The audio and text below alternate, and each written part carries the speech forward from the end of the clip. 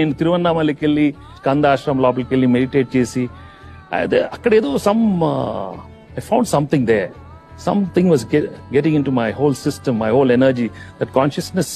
I could identify myself with that energy which is not in the human energy.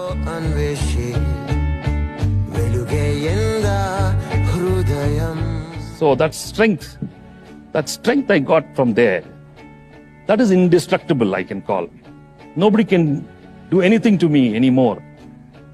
I felt that strength which is not Venki, but it is there.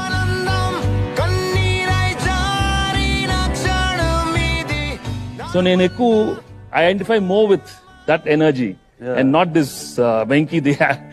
So it was a tremendous relief for me, and from that day I am with that energy.